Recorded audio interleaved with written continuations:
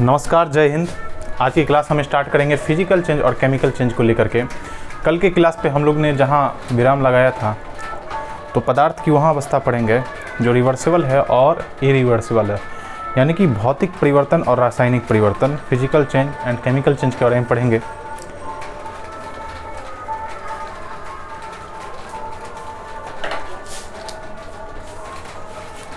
Physical change और chemical change के बारे में पढ़ेंगे। पदार्थ में दो अवस्थाएं होती है, भौतिक परिवर्तन और रासायनिक परिवर्तन। उससे पहले हम उसके बारे में कुछ जान लेते हैं। भौतिक परिवर्तन में क्या होता है कि अगर इस परिवर्तन में अगर पदार्थ में परिवर्तन लाया जाए तो वो परिवर्तन रिवर्सिबल है, यानी कि उस अवस्था को वापस हम प्राप्त कर सकते हैं। लेकिन सभी भौतिक परिवर्तन रिवर्सिबल नहीं है, यानी कि सबको हम रिवर्स नहीं कर सकते हैं। जैसे कि हम एग्जाम्पल दिखाएंगे आगे। रासायनिक परिवर्तन में क्या होता है, तो रासायनिक परिवर्तन आप सबको पता होगा कि आप लोग पढ़े होंगे कि रासायनिक परिवर्तन जो है वहाँ इरिवर्सिबल है, उसको रिवर्स नहीं किया जा सकता है, ठीक है। और रासायनिक परिवर्तन में केमिकल प्रॉपर्टी जो है वहाँ चेंज हो जाता है, यानी कि रासायनिक गुण चेंज हो जाते हैं। तो चलिए स्टार्ट करते हैं। भौतिक परिवर्तन और रासायनिक परिवर्तन। भौतिक परिवर्तन क्या है? भौतिक परिवर्तन और रासायनिक परिवर्तन, ये सामान्यतः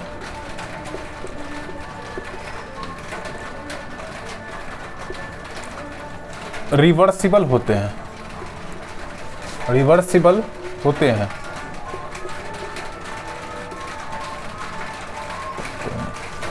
भौतिक परिवर्तन रासायनिक सामान्यतः जो होते हैं वह रिवर्सिबल होते हैं। और इस परिवर्तन में एक चीज और होती है, इस परिवर्तन में रासायनिक संरचना नहीं बदलती है। इस परिवर्तन में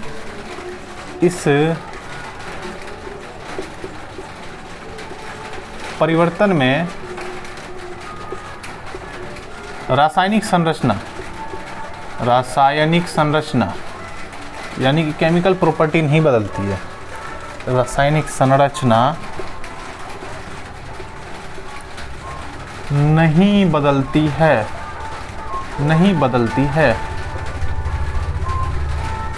एक बात बताइए,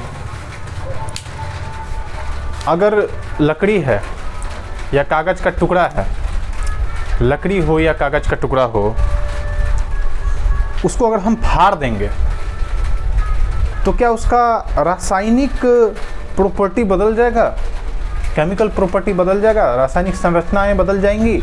रहेगा तो कागज ही, उसके मॉलिक्यूल्स जो कागज ही तो रहेंगे।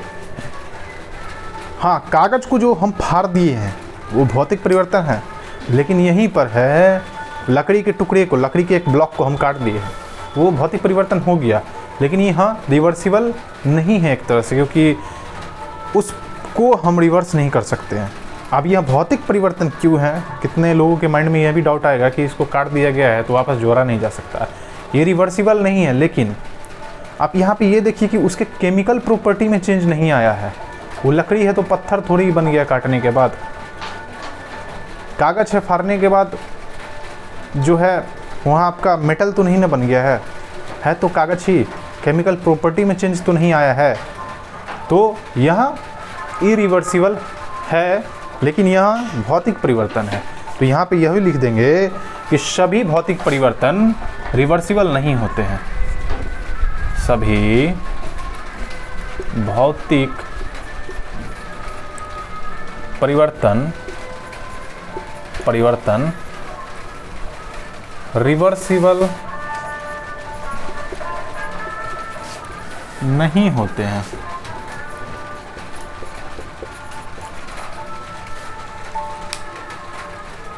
इसके कुछ उदाहरण लिख लेते हैं भौतिक परिवर्तन के। कागज का फाड़ना, लकड़ी काटना, लकड़ी को काटना, बल्ब जलना और बंद करना।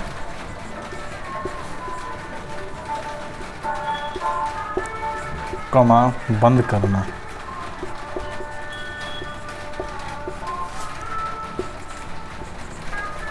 यह बल्ब जलना और बंद करना यहाँ रिवर्सिबल है। और एक और लिख लेते हैं, जैसे कि नमक और पानी का घोल। नमक और पानी का घोल या चीनी और पानी का घोल। नमक और पानी का घोल, पानी का मिश्रण। यह रिवर्सिबल है। क्यों रिवर्सिबल है? तो नमक और पानी को हम अलग कर सकते हैं वाष्पीकरण के मेथड से। वाष्पीकरण द्वारा इसको अलग किया जा सकता है। पानी वाष्प बन के उड़ जाएगा अगर हम इसको गर्म करेंगे, इसके मिश्रण को, तो। और जो नमक है वो नमक तलछट में रह जाएगा। उसके बाद भौतिक परिवर्तन लिख रहे हैं, रासायनिक परिवर्तन। तो रासायनिक परिवर्तन में आइए देखते हैं क्या है। रासायनिक परिवर्तन। रासायनिक परिवर्तन।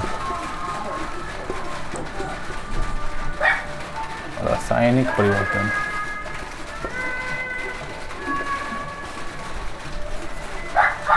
रासायनिक परिवर्तन में क्या होता है?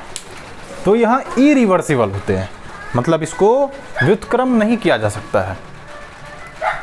रासायनिक परिवर्तन इरिवर्सिबल होते हैं। ये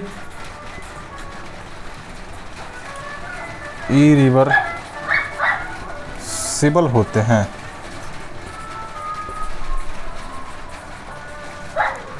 इनके रासायनिक गुण भी बदल जाते हैं। रासायनिक परिवर्तन में पार्टिकल्स के रासायनिक गुण भी बदल जाते हैं, मैटर के रासायनिक गुण भी बदल जाते हैं, इनके रासायनिक संरचना बदल जाती है। इस परिवर्तन में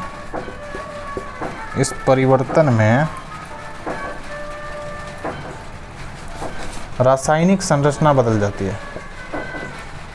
रासायनिक संरचना में बदलाव होता है। पदार्थ की रासायनिक संरचना में बदलाव होता है, वो होता है। कोई बताइए कि कौन सा ऐसा परिवर्तन है जो रासायनिक परिवर्तन और भौतिक परिवर्तन दोनों है, यानी कि फिजिकल एंड केमिकल चेंज दोनों हैं। कोई बताइए क्या है?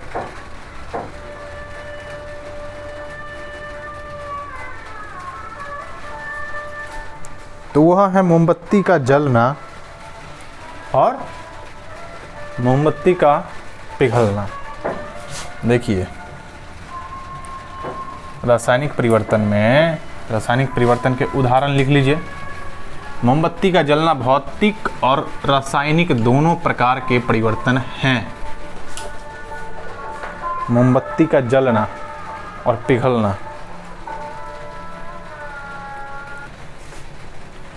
मोमबत्ती का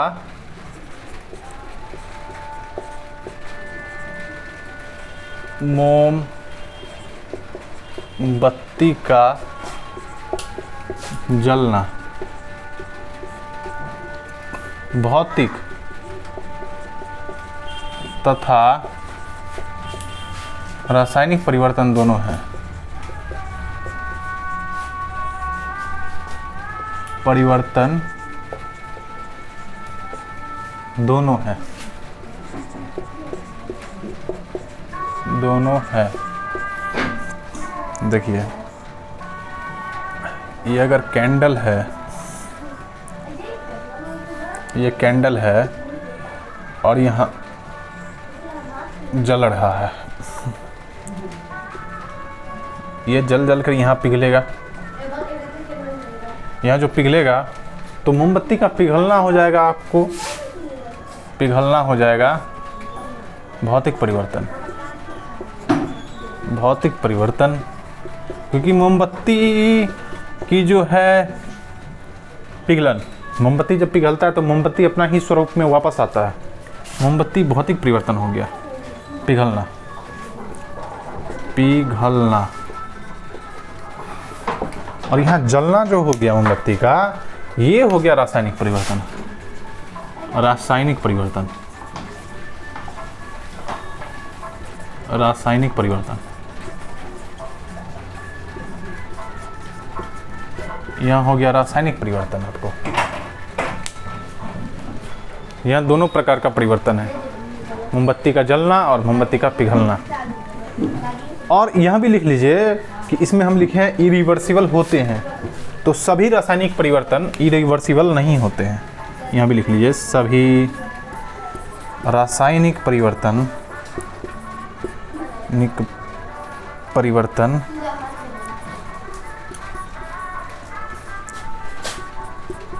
इरिवर्सिबल नहीं होते हैं। कैसे नहीं होते हैं बता रहा हूँ, नहीं होते हैं। और ये कैसे नहीं होते हैं वो भी बता रहा हूँ।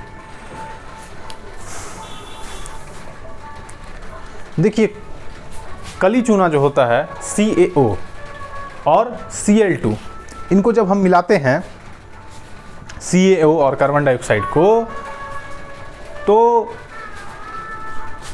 CaO और कार्बन डाइऑक्साइड को जब हम मिलाते हैं हमें क्या मिलता है? कैल्शियम कार्बोनेट है ना, कैल्शियम कार्बोनेट मिलता है। यहाँ रिवर्सिबल है, लेकिन it is a chemical change. यहाँ एक रासायनिक परिवर्तन है, रासायनिक संरचना में तो चेंज आ ही रही है, लेकिन ये इरिवर्सिबल है, ये रिवर्सिबल है। सॉरी, यहाँ रासायनिक परिवर्तन होकर के भी रिवर्सिबल है, इरिवर्सिबल नहीं है। एग्जाम्पल में इसको लिख लीजिए।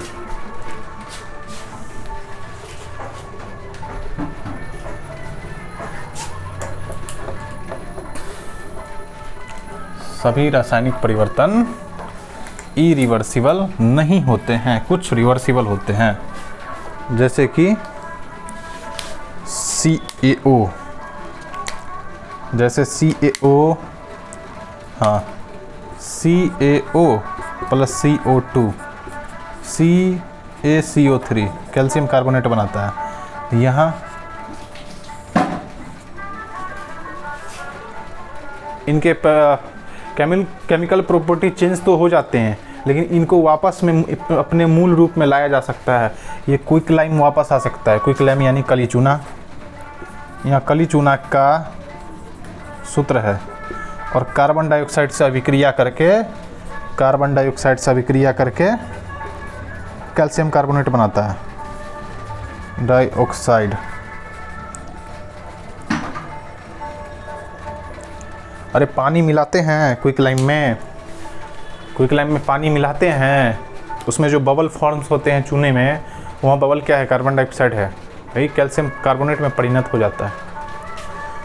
दूसरा एक एग्जांपल ये है कि हम जब नाइट्रोजन और हाइड्रोजन के अणुओं को मिला देते हैं तो क्या मिल जाता है हमें मिल जाता है अमोनिया। यह भी रिवर्सिबल है, यहाँ एक रासायनिक परिवर्तन है, लेकिन यहाँ एक रिवर्सिबल है, रिवर्सिबल प्रोसेस है।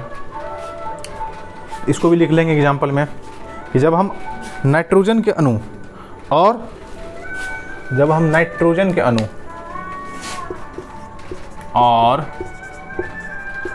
हाइड्रोजन के अणु मिलाते हैं तो NH3 होता है अमोनिया का, NH3 3 2 6 3 2 6 2N 3 2 6 2 3, हाँ यहाँ अमोनिया बन जाता है। यहाँ भी रिवर्सिबल और इरिवर्सिबल है, ठीक है। यहाँ एक रिवर्सिबल प्रोसेस है, केमिकल प्रॉपर्टी चेंज तो हो जाते हैं।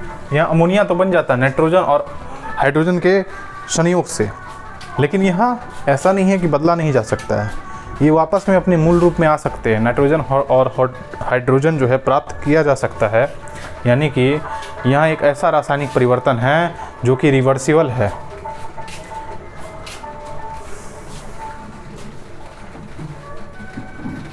रासायनिक परिवर्तन में पीतल का रंग उड़ना, जैसे कि पीतल के बर्तन होते होंगे आप लोग के घर में, तो यहाँ भी लिख लीजिएगा कि पीतल का जो रंग उड़ना है वह एक रासायनिक परिवर्तन है। पीतल का रंग उड़ना रासायनिक परिवर्तन है। कोयले का जलना रासायनिक परिवर्तन है, लकड़ी का जलना रासायनिक परिवर्तन है। दहन वाले जितने भी चीज़ हैं सारे के सारे रासायनिक परिवर्तन हैं। लेकिन मोमबत्ती में कंफ्यूज मत होइएगा, मोमबत्ती का पिघलना भौतिक और जलना रासायनिक परिवर्तन है।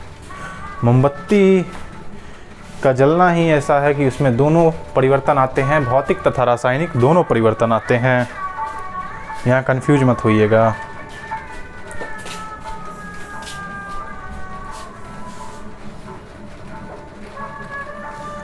कोई बताइए कि फल को जब पकाया जाता है तो फल जो है किस केमिकल द्वारा पकाया जाता है, उस केमिकल का नाम बताइए।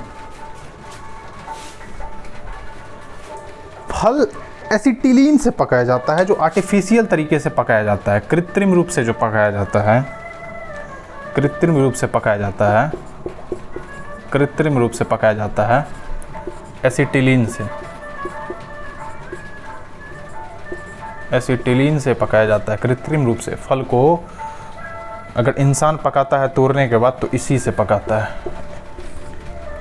और जब फल खुद पकता है, पेड़ में पकता है, तो वह एथिलीन से पकता है, एथिलीन से पकता है,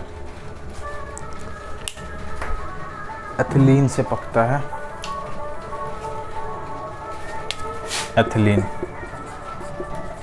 एथिलीन से पकता है प्राकृतिक रूप से, नेचुरल प्रोसेस से फल पकता है। तो इसको लैंग्वेज में लिख लीजिएगा कि फल कृत्रिम रूप से एसिटिलीन में से पकता है और प्राकृतिक रूप से एथिलीन से पकता है।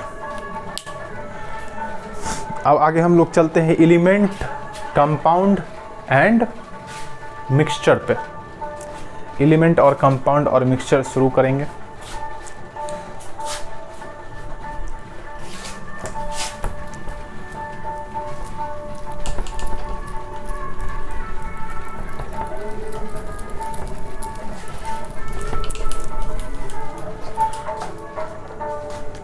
तो होते हैं कुछ प्योर सब्सटेंस एंड कुछ इम्प्योर सब्सटेंस।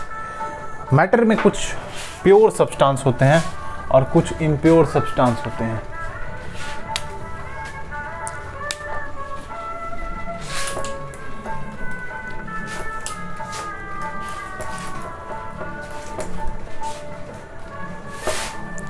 प्योर और इम्प्योर सब्सटेंस होते हैं मैटर में। तो लिखते हैं मैटर, यहाँ पे हम मैटर ही पढ़ रहे हैं, अभी मैटर ही पढ़ रहे हैं, यानी कि पदार्थ, पदार्थ।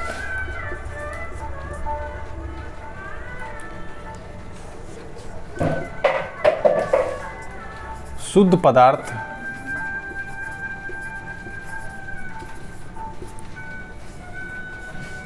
और अशुद्ध पदार्थ, अशुद्ध पदार्थ,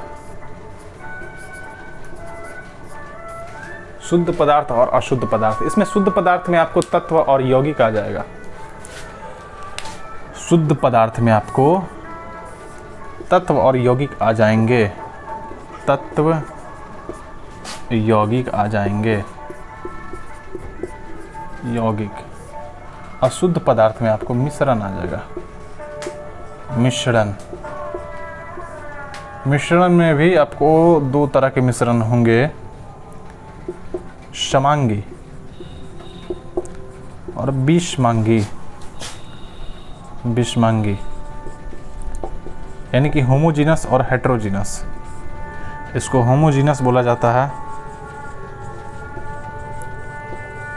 और इसको हेटेरोजीनस बोला जाता है, हेटेरोजीनस मिक्सचर। मिश्रण क्यों अशुद्ध पदार्थ है?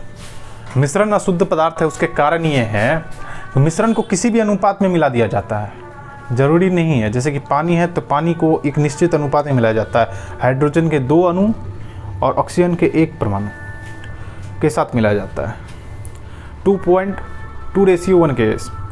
और अगर मिश्रण है तो मिश्रण को किसी भी अनुपात में मिला दिया जाता है, जैसे कि पानी और नमक का घोल, पानी और चीनी का घोल। कभी नाप करके देखते हैं, ज़्यादा मिला दिए तो मीठा हो गया, कम मिलाएं तो ज़्यादा मीठा नहीं हुआ, ज़्यादा मिला दिए तो नमकीन हो गया, नहीं मिलाएं तो नमकीन नहीं हुआ। तो कभी भी मेजर नहीं किया हुआ है कि इतना ही मिलाना है। मिश्रण तो हम किसी भी अनुपात में मिला देते हैं। बालू को ही पानी में मिला दिया जाए तो मिश्रण है, भले ही वह भी समांगी मिश्रण है। समांगी मिश्रण में आपको विलायक में पानी हो गया विलायक, और पानी जो है यूनिवर्सल सॉल्वेंट है, यानी कि पानी जो है वह एक विलायक है और यूनिवर्सल विलायक है। और विलय यानी कि सॉल्यूट जो है वह सॉल्यूट को विलायक में मिलाया जाता है, यानी सॉल्वेंट मिलाया जाता है तो मिक्सचर बनता है, सॉल्यूशन बनता है। ठीक है, और सॉल्यूट को किसी भी रेशियो में मिला दिया जाए सॉल्वेंट में तो कैसा होमोजीनियस मिक्सचर नहीं, हेट्रोजीनियस मिक्सचर, दोनों तरह के मिक्सचर बनेंगे।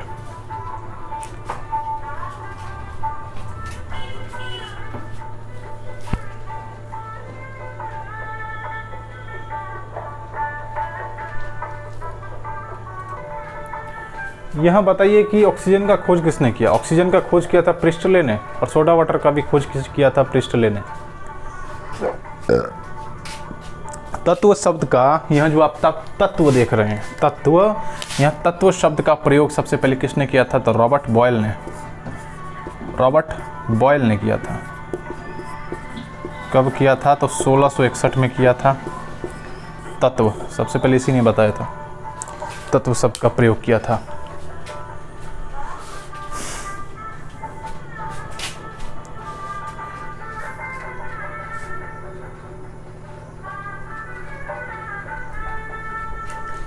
मेटल, वहाँ कौन सा मेटल है जो इलेक्ट्रिसिटी का सबसे पुअर कंडक्टर है? तो टंगस्टन है। टंगस्टन जो है आपको बल्ब के फिलामेंट में, फिलामेंट वाला जो बल्ब होता है 100 वाट का, उसमें लगाया जाता है टंगस्टन। उसका मेल्टिंग पॉइंट इतना ज़्यादा होता है कि वो मेल्ट नहीं होता है।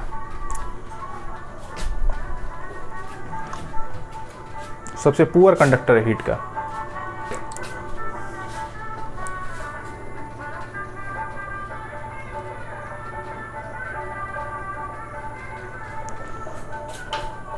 आयरन का सबसे अच्छा जो ओर है बताइए क्या है? आयरन का सबसे अच्छा अयस्क ओर क्या है? इसको नोट कर लीजिए। आयरन का सबसे अच्छा अयस्क, आयरन का सबसे अच्छा ओर क्या है? तो आयरन का सबसे अच्छा ओर जो है वो मैग्नेटाइट है। हेमेटाइट भी एक तरह का, मतलब हेमेटाइट अयस्क है लोहा का, लेकिन सबसे अच्छा अयस्क है मैग्नेटाइट। सोडियम का खोज किसने किया था ये बताइए? सोडा वाटर का पुरकिंजे ने किया था, सॉरी प्रिस्टले ने किया था। और ऑक्सीजन का भी प्रिस्टले ने किया था। तो यहाँ बताइए कि सोडियम का किसने किया था? सोडियम का हम्फ्री डेवी ने किया था।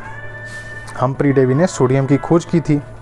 और अमलगम जो है, अमलगम किसी भी ठोस के साथ धातु के साथ मिल करके पारा बनाता है, उसको अमलगम कहते हैं। यानी कि पारा का किसी से अभिक्रिया हो गया तो वहाँ अमलगम का निर्माण करेगा। एक्सेप्शन में लोहा है, लोहा के साथ वहाँ अभिक्रिया नहीं करता है और अमलगम का निर्माण नहीं करता है। वहाँ कौन सी धातु है जो बॉडी टेम्परेचर पे भी पिघल जाती है? सीजियम और गैलियम है। सीजियम और गैलियम।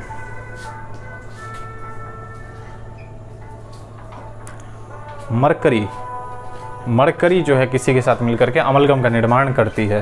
तो यहाँ बताइए कि मरकरी का एटॉमिक नंबर क्या है? पारा का रासायन परमाणु संख्या क्या है? पारा का परमाणु संख्या 80 है।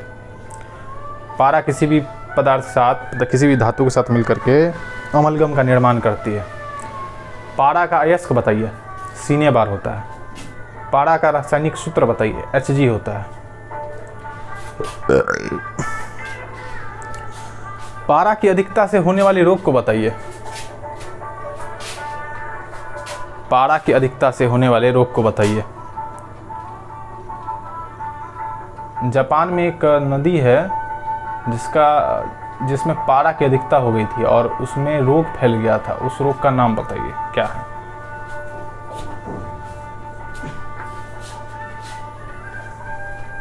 मिनीमाता रोग होता है। पारा की अधिकता से मिनीमाता रोग होता है। कैडमियम की अधिकता से क्या होता है? इटाई होता है। आयरन की कमी से कौन सा रोग होता है? एनीमिया होता है और ये महिलाओं में ज़्यादा पाया जाता है।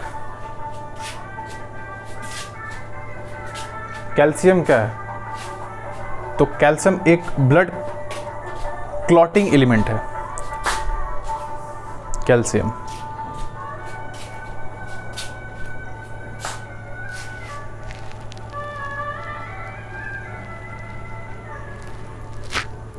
हम लोगों ने अभी पढ़ा था कि फल को कृत्रिम रूप से पकाया जाता है।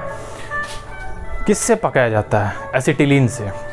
एसिटिलीन का उपयोग हम एक और चीज़ में करते हैं, गैस वेल्डिंग में। एसिटिलीन का उपयोग हम गैस वेल्डिंग में भी करते हैं।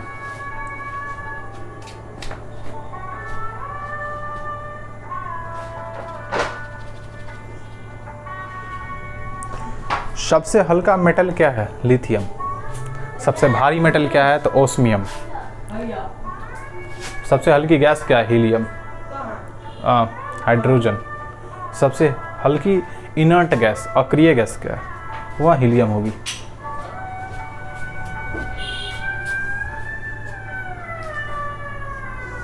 डेंसिटी को किस चीज़ से मापते हैं?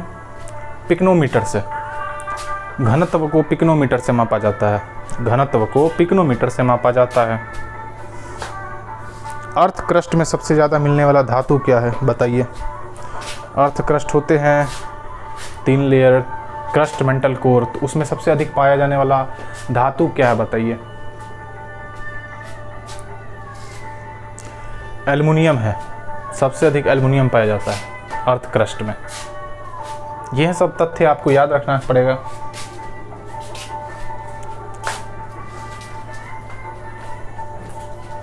प्लैटिनम क्या होता है? मरकरी का हाइड्रोजाइडम। सोडियम का नेट्रियम। सोना का ऑरम। चांदी का एंगस्ट्रम। और पोटेशियम का कैलियम। यह सब भी अत्यंत महत्वपूर्ण है। लोहा का फेरम। यह सब याद करना पड़ेगा आपको।